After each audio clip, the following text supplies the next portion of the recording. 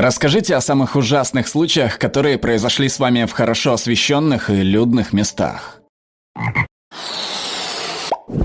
Однажды я вел своих детей в парк недалеко от нашей квартиры, как вдруг мужчина и женщина появились из-за дерева, и мужчина потребовал, чтобы я отдал ему свой бумажник и все содержимое своих карманов. У него была с собой какая-то странная штука, не то отвертка, не то нож, и я заслонил с собой своего старшего ребенка и мою дочь. Я собирался сделать то же самое с сыном, но женщина по какой-то причине схватила его за другую руку. Я внезапно забыл об инстинкте самосохранения, прыгнул вперед и сломал нос женщины. Я почувствовал резкую боль под ребрами и увидел, что мужчина ударил меня ножом, но в этот момент два парня, которые бегали по парку, подбежали к нам и начали кричать. Вскоре появились полицейские, патрулировавшие парк. Я сидел и старался сделать что-нибудь, чтобы не истечь кровью. Мужчина убежал, его отвертка все еще была во мне. Женщина лежала на земле, плакала и кричала, потому что я также выбил ей передние зубы. Два бегуна спрашивали у женщины, напал ли я на нее первым, но вскоре все прояснилось. Меня увезли в больницу и допросили о произошедшем. Некоторое время казалось, что меня обвинят в причинении вреда женщине, поскольку оказалось, что она из обеспеченной семьи, хоть и наркоманка. Они пытались засудить меня, но их иск не приняли, а ее судили за попытку похищения ребенка. Меня оперировали, извлекли отвертку и зашили рану. Неделю я лежал с трубкой в груди, но после этого все наладилось. Я рад, что хотя бы мои дети не пострадали. Я ехала в автобусе стоя. В Лондоне был утренний час пик. Автобус был переполнен, нельзя было ни шелохнуться. Вдруг я почувствовала, что сзади ко мне прижимается чей-то член. Я крикнула водителю, чтобы он остановил автобус, но он просто проигнорировал меня. Я не могла никуда уйти от него, была в ловушке. И этот мужчина запустил руку под мою юбку и попытался засунуть в меня пальцы, и я крикнула: «Что ты делаешь?» Никто в автобусе ничего не сделал. Водитель не остановился. Я пыталась сопротивляться мужчине, который уже схватил меня за промежность и начал облизывать меня. Мы подъехали к остановке Уоррен-стрит. Двери открылись, и я выбежала. Мужчина побежал за мной, поймал меня, крепко обнял и сказал, что изнасилует меня прямо на улице, посреди бела дня. Я сказала, что воткну свои ключи в его глаза. Они были в моих руках. Я замахнулась рукой в сторону его глаз, и он отстал от меня. Я кричала прохожим, чтобы они вызвали полицию. У меня тогда не было мобильного, но никто даже не остановился. И я побежала на работу. К счастью, полиция приняла мои слова всерьез. Они сказали, что камеры наблюдения в автобусе не работали, поэтому будет сложно вычислить напавшего на меня. Я чувствовала себя абсолютно беззащитной, когда все вокруг все видели, но никто ничего не сделал. Сотни людей, прохожие, водители автобуса, другие пассажиры, все просто сделали вид, что ничего не происходит. Ужас того, что произошло в тот момент, забылся, к счастью, но недоверие к эффекту стороннего наблюдателя держит меня на стороже 11 лет спустя. Когда мне было 12 лет, меня избил на автобусной остановке в час пик парнишка на несколько лет старше меня абсолютно без всякой причины. Я никаким образом не спровоцировал его и оказался зажатым в углу. Стоящие рядом взрослые, которые ждали своих автобусов, чтобы поехать домой с работы, абсолютно ничего не сделали для того, чтобы помочь мне или остановить избиение. Обращение за помощью к конкретному человеку поможет намного быстрее получить помощь, чем просить всех в целом. Если вы выделите кого-то конкретно, то он как бы окажется под давлением окружающих и будет вынужден вам помочь. Наркоман потребовал у меня денег, но у меня буквально ничего не было с собой, кроме одежды на мне. Я сказал: «Мне очень жаль, мужик, ничего нет». Чувак медленно приблизился ко мне, толкнул меня и ударил швейцарским армейским ножом в бедро. Я отправился в больницу, чтобы на рану наложили швы. Не чувствовал боли, пока не посмотрел на рану. Уровень адреналина не понижался очень долго. Изменено. Многие спросили: почему ты не убежал, если он приближался к тебе медленно? Ответ: я был подростком, он был взрослым мужиком, он направил на меня нож. Я оцепенел от страха.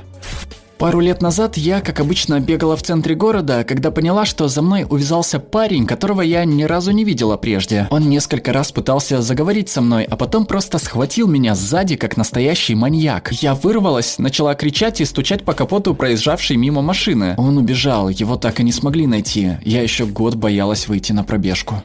Несколько лет назад я была в боулинг-центре. Посетителей в тот день было много. Когда мы собирались уйти, раздался громкий хлопок. Оказалось, что мужчина бросил шар для боулинга на голову женщины. Позже я прочитала, что он сделал это специально. Женщина получила серьезную травму головы. Ей повезло, что она вообще осталась жива. Мужчину приговорили к 18 месяцам заключения.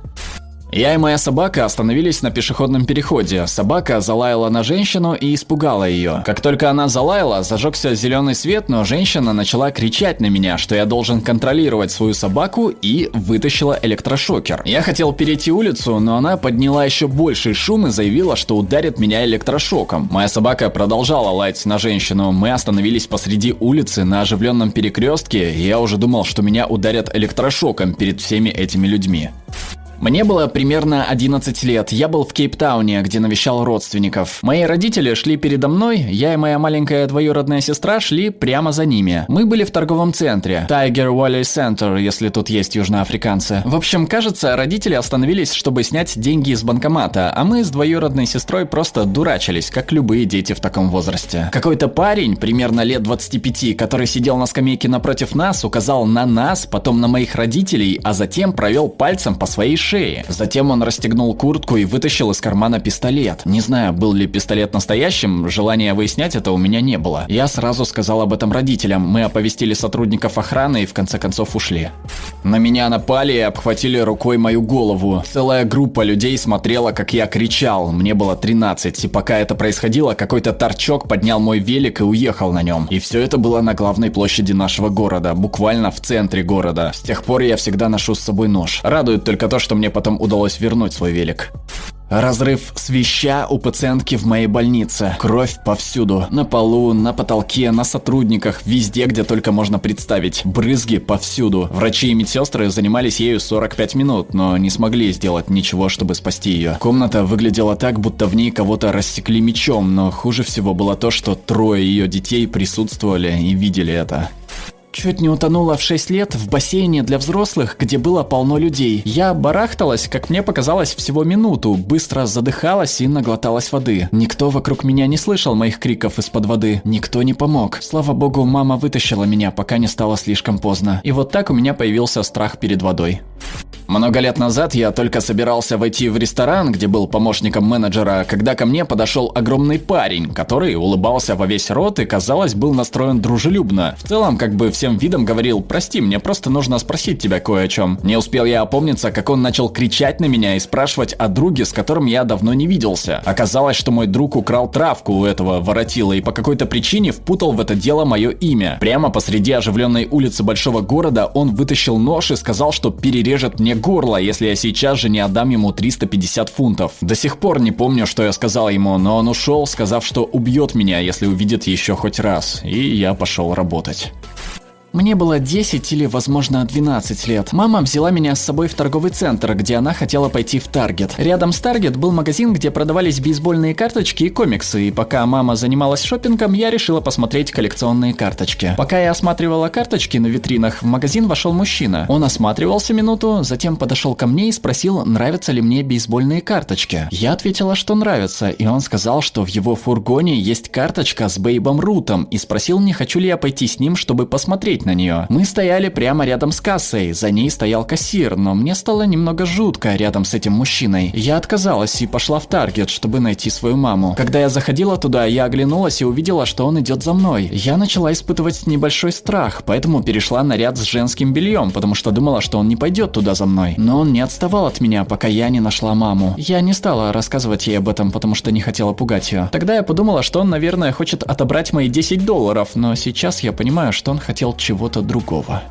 Мне было 16, я вышла из школы после уроков, подошла к остановке, чтобы поехать домой, и встала рядом с парнем, который почему-то оделся с головы до ног в красное. Подъехала машина, на заднем сиденье которой сидел парень с пушкой. Он направил ее на парнишку в красном, но я поняла, что в той или иной степени все люди на остановке пострадают из-за придурка, который надел одежду цвета, который ассоциировался с одной преступной группировкой. На светофоре зажегся зеленый, и машина уехала, а я еще несколько дней думала о том, чем все могло бы кончиться.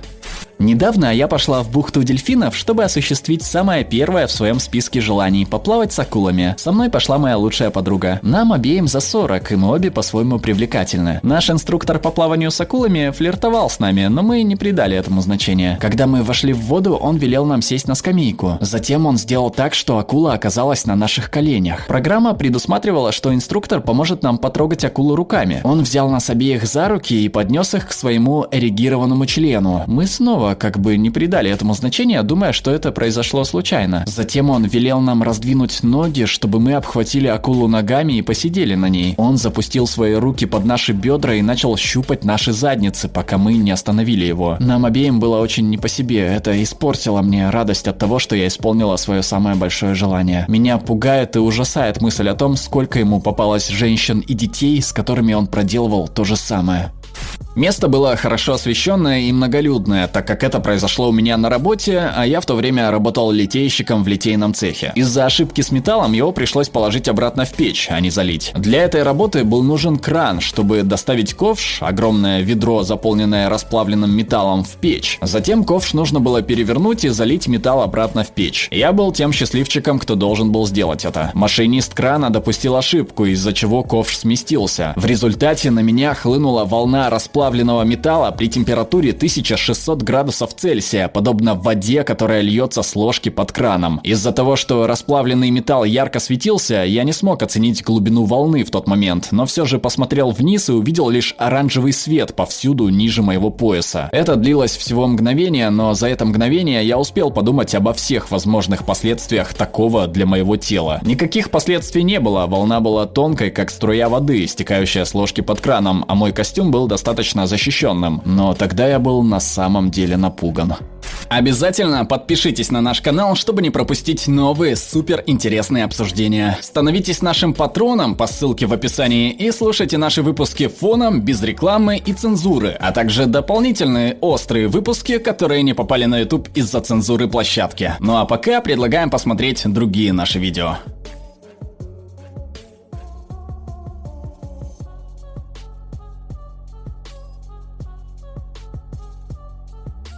All right, everyone's presentations are done. Nick, the manager, said as he tried to move the discussion forward. Excuse me, I haven't. I recently found out something. Nick interrupted me and began to speak. There's apparently someone in this department who didn't graduate high school and is just a part-timer. Meetings should be for employees only. Absolutely right. His lackey, Mike, of course, agreed with Nick. I'm leaving. After leaving the meeting room, I started to shut down my computer. I noticed that an email had arrived, not in my personal inbox, but in the company's shared email. Thinking, there's no point in speaking up, no one will listen, I went home quietly. The next day, I heard a commotion from Nick's desk. He was staring at his computer screen, his face pale. Nick? Is something wrong? Mike looked at the screen with him. And he turned even paler than Nick. Why is he so angry? Knowing the reason for Mike's distress, I thought to myself, serves them right. My name is Adam. My mother passed away when I was in the 9th grade, and I was raised by my father. Well, you could hardly call it being raised. After my mother passed, my father changed. He drowned his sorrows in alcohol, and though he still went to work, he squandered our living expenses on horse racing. Because of that, I had to start working part-time as soon as I entered high school. Every month, I went to the convenience store with bills in hand that couldn't be auto-deducted from my father's account. Even though I endured it because I didn't want to be alone, I reached my limit in my second year of high school and dropped out. I found a live-in job at a distant inn. Thank you for everything. The day I left home, my father, still staring at the TV, spoke. Take care. That was our last conversation. Back then, 18 wasn't the age of majority, so I needed my father's permission to work, and I couldn't hide my place of employment. Yet, my father never visited me even once. I kept working just to survive, and before I knew it, I was 42. Years of hard work paid off, and I was transferred to the headquarters. I was thrilled to be recognized by the company, as I thought I'd be working in the field until retirement due to my lack of formal education. Listen up. Our work can change the future of our employees. Don't drag us down. On my first day after the transfer, Nick, dressed in an expensive suit, spoke sternly. There was a reason for this. Our inn was located in a prominent tourist destination, known so well that everyone in the state could sing its commercial jingle. At its peak, we had 5 locations within the state. But that was long ago. Due to financial difficulties and aging facilities, only the place where I had worked for many years and the original establishment remained. I was prepared to lose my job anytime, but now there was a glimmer of hope. With the rise of social media, the tourist area where the inn was located started gaining attention again. Depending on how hard the sales department, where I was transferred, worked, we could either thrive or be forced to give up this prime location to the new hotel chains continuously popping up. For Nick, who had switched careers from another industry to strengthen our sales, this was a battle he couldn't afford to lose. I understood why he had to be strict. "I will do my best." Nick sneered at my enthusiastic declaration. "Did you not hear what I said?" "I'm sorry. I thought I was listening carefully." Out of habit from years of customer service, I apologized reflexively, though I had no idea what had offended him. Someone was watching me with a smirk. In this department, there are those who are expected to excel and those who have been shoved here because they have nowhere else to go. You are the latter. It was Mike, the section chief. He's 7 years younger, at 35. But he was called to headquarters much earlier than I was and had been moving around within the headquarters ever since. I'm not jealous, but I can't accept that he's my boss. Graduating from a prestigious university, he has an unusually high pride and caused many problems as a newbie, making things very difficult for me when I was the front desk leader. When I found out Mike was transferred to the sales department a month before me, I was disheartened. Mike is right. With just a middle school diploma, there's not much you can do. Don't even think about achieving results. As if I didn't exist, Nick remarked, "I'm thirsty." Mike eagerly ran to the coffee maker. It seems Mike is Nick's lackey. I regretted being happy about my transfer to headquarters, wishing I had stayed on site forever. Send a direct mail to every company on this list by the end of the day. Nick only assigned me tasks that even a new graduate could handle. What? There are over 1,000 companies. You want me to send to all of them by today? Yes, if you and your fellow misfits split the work, even those with nowhere else to go should finish by today. I glanced at the employees typing away expressionlessly. They were worn out from customer service, only thinking about leaving on time, or were women reassigned after having children, with zero motivation for work.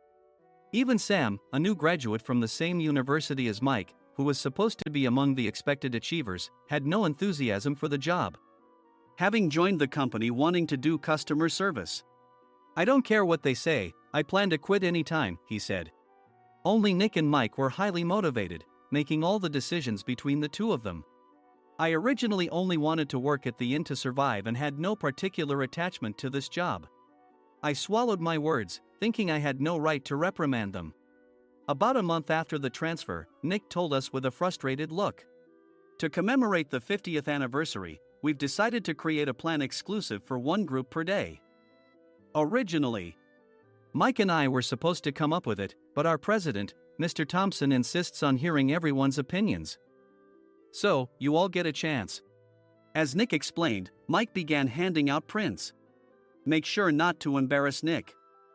If your ideas are half-baked, you'll have to redo them. It seemed that they had printed his handwritten notes by Mr. Thompson, which included several questions and a section for free responses. It made sense why Nick had to seek our input, given that all responses had to be submitted to Mr. Thompson. We were given a week to think about it, and a meeting was scheduled to compile our ideas. My plan is to let guests enjoy both the old and modern America. Nick began the presentations. Guests would watch a master confectioner at a nearby traditional sweet shop make sweets in front of them. The welcome drink would be premium tea in a bottle. Nick's plan was certainly attractive. After his presentation, Nick called on us to present in the order we were seated. Just as I stood up for my turn. "All right, everyone's presentations are done." "Excuse me, I haven't. I recently found out something." Nick interrupted me. "There's someone in this department who didn't graduate high school and is just a part-timer." He was likely talking about me. I joined the company as a part-timer and was made a full-time employee when I turned 20. That was 20 years ago, so Nick and Mike probably had no chance to know until recently. Meetings should be for employees only. Absolutely right. After that, Nick kept creating opportunities to solicit everyone's opinions, purposefully excluding me from speaking. The meeting unexpectedly heated up and went past the scheduled end time. A few people asked to leave, and the discussion continued with the remaining few. "Still here?" Normally, you'd leave in that situation. Though I had no attachment to the job initially, hearing kind words from customers made me want to make them happier. For someone like me, with nowhere to go, the inn was my home and customer service was my life. I felt pathetic about my current self. I'm leaving. I left the conference room and started shutting down my computer. I noticed an email had arrived, not in my personal inbox, but in the company's shared email. Thinking no one would listen to what I had to say anyway, I quietly went home. The next day, while preparing the DM as instructed, I heard a commotion from Nick's desk. In his haste to stand up, he hit his knee on the desk. He stared at his computer screen, his face pale. "Nick! What's wrong?" Mike, thinking he should be the first to rush over, approached Nick while still wearing his coat. He peered at the screen with Nick. And he turned even paler than Nick. Why is he so angry? Who is responsible for this company? Nick, more irritated than ever, asked, and Mike answered without checking. Probably Sam. Sam wasn't there because he was attending a morning training session for new hires. Nick gave up on getting angry and returned his gaze to the screen. They were looking at an email that arrived right after the end of the working day yesterday. Apparently, no one, including me, had checked it before leaving. The email was from a large company that used us for their annual employee trips. The president and executives of that company also frequently used our services personally. President of the company, Mr. Mason himself, had declared that neither he nor his company would ever use our services again. Well, some companies cancel their employee trips or stop using our services due to financial struggles. Let's just move on. Mike kept wiping the sweat from his forehead with a handkerchief. Knowing why Mike was so agitated, I quietly watched their interaction. Do you know how much revenue we get from that company? We can find other guests to fill the rooms, but we'll lose the banquet costs, gift shop revenue, rental car fees, and more. Moreover, the gifts were supposed to be prepared by the traditional confectionery shop involved in Nick's proposed plan. If it's known that we incurred such a huge loss at this critical time, Nick's position in the company would be jeopardized. Nick took a deep breath, seemingly trying to calm himself. All right, Mike. Go to New York right now and apologize to Mr. Mason. What? You're coming with me, right? I have urgent work to do. I trust you, which is why I'm entrusting this to you. Please. Mike, believing Nick's sincerity, agreed with a determined look on his face, saying, yes. That's Nick for you. Even if Mike went to apologize, Nick would shift all the blame onto him if the client didn't change their mind. Well, it was Mike's fault to begin with, so it served him right. About 3 hours later, Sam answered a call from somewhere and repeatedly apologized, saying, I'm very sorry. Everyone watched to see what was happening. After ending the call, he informed Nick with a weary tone. When Mike arrived at the client's company, he only made things worse, further infuriating Mr. Mason. He was demanding, get his boss here immediately. It was no wonder Sam was exhausted, dealing with such a call right after returning from training. What is that idiot doing? All right, Adam, you're coming with me. If sacrificing Mike didn't work, then I must be next. Normally, I'd want to refuse at all costs, but I saw an opportunity in this situation. If I can be of assistance, I'd be happy to join you. I obediently followed Nick, and we flew to New York. When we introduced ourselves at the reception, it became clear how serious the situation was, as the receptionist personally escorted us to the president's office. Angry voices leaked through the door, making both Nick and me uneasy. Excuse me. I'm Nick, the supervisor. I understand my subordinate has caused you trouble, and I deeply apologize.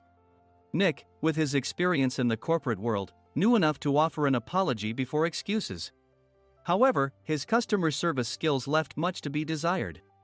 I sighed as I saw Mike trembling like a small dog in the corner of the room. What kind of training are you giving your subordinates? Mr. Mason glared at Nick with a red face. The intensity of his gaze made even Nick take a step back. Regrettably, I joined this company only 2 years ago and was unaware of Mike's issues. I should have identified his shortcomings sooner. Indeed. I should have realized sooner. No sensible person would come to apologize and then give a lengthy presentation on the drawbacks of not using their inn. Nick froze, his mouth slightly open. Suspecting the worst, I picked up the documents that had fallen to the floor. It seemed Mike hastily prepared these documents on the plane, listing the disadvantages. Disadvantage 1: if you change the venue for the company trip, employees might suspect it's for cost-cutting reasons, leading to a negative impression. Reading it aloud half-jokingly, Nick snatched the papers from my hand and checked the contents with a furious expression. Among the stack of documents was a receipt from a nearby convenience store's copy machine. I felt a pang of dread, hoping he hadn't shown the receipt as well. What do you think he said when I asked what kind of nerve he had to do this? I'm very sorry. Faced with the dire situation, Nick must have thought there was nothing left to do but apologize. In a voice smaller than I'd ever heard from him, he uttered words of apology. He said, "I'm a Harvard graduate. I don't believe I said anything wrong." Mike, what have you done? Forgetting his plan to pin the blame on Mike, Nick yelled loudly, even in front of Mr. Mason. "I didn't do anything wrong." "You're still saying that? Look at him." Mike pointed at me with a shaking hand. "I was assigned to headquarters in my 20s and now I'm a section chief. This guy only made it to headquarters at 42. Everything I've done proves I was right. So why are we losing the contract?" Having said his piece, Mike collapsed to the floor. "Of course. You were sent there because you had nowhere else to go." Mike never expected to hear such words from someone he looked down upon. He lunged at me, and Nick hurriedly stepped in to stop him. "Mr. Thompson told me Mike is a quick thinker, and to take good care of him." There's no way he was pushed aside. "Don't make things worse here." "He didn't say quick thinker, he said only quick-witted, didn't he?"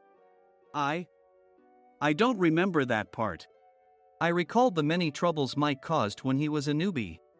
When Mike was on the front line, his pride was so high that he never apologized to customers. Customer service, especially in our job, doesn't work alone. It brings both good and bad situations.